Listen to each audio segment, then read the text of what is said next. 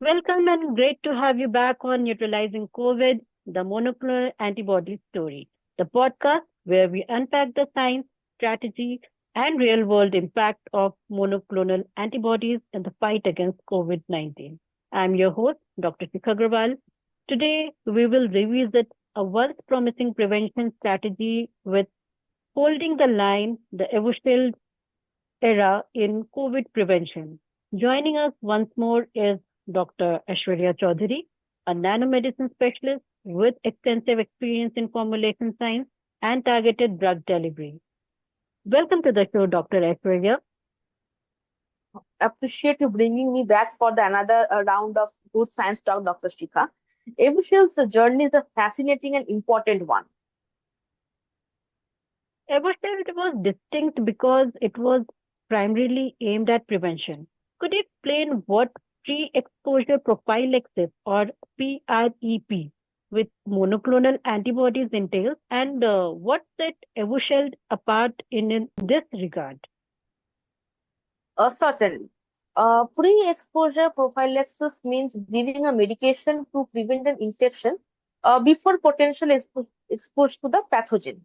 Now, with monoclonal antibodies, these involves administering these lab-made antibodies to the individual to provide them with immediate, albeit temporary protection. Evolution developed by the AstraZeneca was particularly noteworthy because its component, tixagevimab and pligavimab, were essentially engineered to be long-acting. This was its key differentiator. Unlike treatment antibodies that are cleared from the body relatively quickly, Evusheld was designed to remain in circulation and provide protection for several months with a single administration. This made it a very promising option for individuals who couldn't rely on vaccines alone for the protection, such as those who are moderately to severely immunocompromised. Engineering antibodies to last for months sounds like a significant scientific feat. How was this achieved with tixagevimab and silgavimab? It was indeed a clever piece of bioengineering. The key was modifying the FC region of the antibodies. That's the tail section of the Y-shaped antibody molecule. Evushel's antibodies included a specific alteration known as the YTE modification. This modification reduces the rate at which the antibodies are cleared from the bloodstream by enhancing their binding to the receptor called the neonatal FC receptor, which plays a role in recycling the antibodies and extending their lifespan in the body. So, this YT modification significantly extended their half-life, allowing them to persist and offer a protection for an extended period of time. Well, a sophisticated way to prolong their defensive capabilities. Um, how this regard? Certainly. Pre-exposure prophylaxis means giving a medication to prevent an infection before potential exposure to the pathogen. With monoclonal antibodies, these involves administering these lab-made antibodies to the individual to provide them with immediate, albeit temporary protection. Evolution developed by the AstraZeneca was particularly noteworthy because its component, tixagevimab and pligavimab, were essentially engineered to be long-acting. This was its key differentiator. Unlike treatment antibodies that are cleared from the body relatively quickly, Evusheld was designed to remain in circulation and provide protection for several months with a single administration. This made it a very promising option for individuals who couldn't rely on vaccines alone for the protection, such as those who are moderately to severely immunocompromised.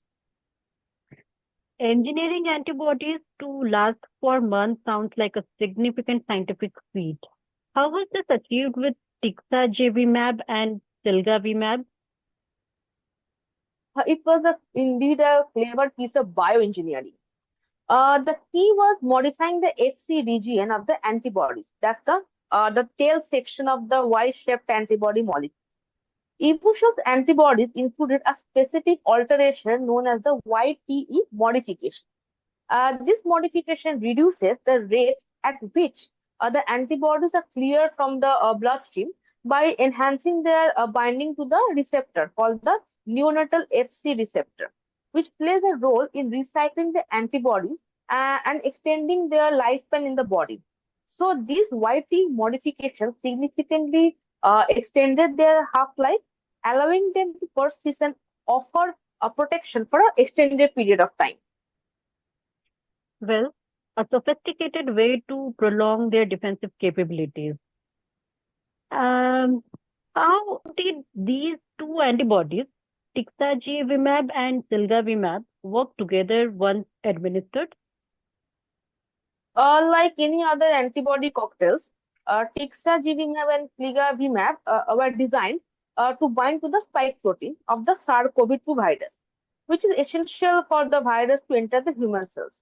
They targeted the RBD of the spike protein, but crucially, they bound to two different non-overlapping sites.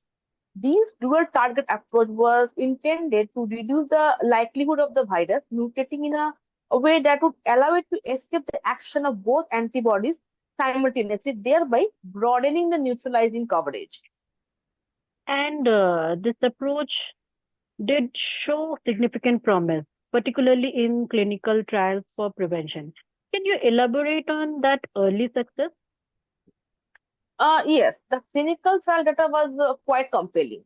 For example, the Provent phase 3 trial evaluated the Evusheld for the pre-exposure prophylaxis in unvaccinated individuals at a higher risk for inadequate response to active immunization of the severe COVID-19. Now, the results, particularly against earlier variants of the CAR-COVID-2 like Delta, showed a significant reduction in the incidence of the symptomatic COVID-19 infection for those who received Evusheld compared to the placebo. This was a major step forward, offering a protective option for the vulnerable populations. Now, based on these data, Evusheld received emergency use authorization for PrEP in many countries, including the United States. This must have been particularly vital for those who were immunocompromised and couldn't mount a strong response to vaccine. Absolutely. That was the primary target population. The individuals with the weakened immune systems due to the medical conditions or immunosuppressive treatments, vaccine might not provide sufficient protection. So the EU Shield offered a passive way to deliver those protective antibodies directly, offering a crucial layer of defense that might what otherwise lack. However, as we have discussed in previous episodes, the SARS-CoV-2 virus is a rapidly moving target. How did Evusheld long-acting shield hold up against the onslaught of new variants, especially the Omicron sublineages? This is where the story of Evusheld, like many other first generation antibody therapies, encountered many major challenges. While it showed a good activity against the earlier variants, the emergence of various Omicron subvariants dramatically changed the landscape. These newer subvariants possessed numerous mutations in their spike proteins, specifically in the regions targeted by uh, tixagevimab and pligavimab. Laboratory studies began to show that the Evusheld has significantly reduced or even no neutralizing activity against some of these prevalent Omicron subvariants. The very site the antibodies were designed to bind to had changed in such an extent that the antibodies could no longer effectively neutralize the virus. So, what did this mean for its use in practice? As evidence mounted that the Evusheld was not effective against the currently circulating variants, the regulatory agencies has to reassess its authorization. For instance, in January 2023, the US FDA announced that the Evusheld was no longer authorized for the emergency use in the US for the pre-exposure prophylaxis. Now, this decision was based on data showing it was unlikely to be active against the dominant SARS-CoV-2 variants at that time. It was a necessary step to ensure that the healthcare providers were not relying on a preventative measures that was no longer effective. Its tough outcome for such an innovative therapy. What are what are the critical lessons learned from the Evusheld experience, especially in the context of developing long-acting preventative? The Evusheld story provides several vital lessons. Firstly, it demonstrated that the remarkable potential of engineered long-acting monoclonal antibodies for prophylaxis against the viral infection, especially for the vulnerable populations. Now, the science behind extending antibody half-life was a significant advancement. Secondly, and crucially, it highlighted the profound challenge posed by rapid viral evolution. A therapy highly effective against one set of variants can be rendered ineffective by the next wave.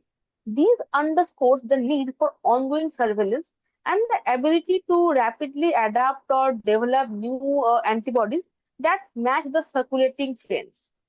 And thirdly, it emphasizes that for pre-exposure prophylaxis to be truly effective in a long-term pandemic scenario with an evolving virus, we likely need strategies that are either rapidly undetectable or target extremely conserved regions of the virus that are far less prone to mutation.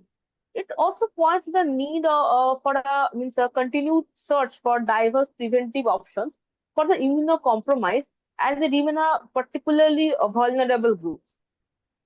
So, a story of innovation and a stark reminder of the ongoing arms race with viral pathogens. Before we sign off, we would like to remind our listeners that this discussion is for informational purposes only and should not be considered for medical advice. Please consult with a healthcare professional for any health related concerns.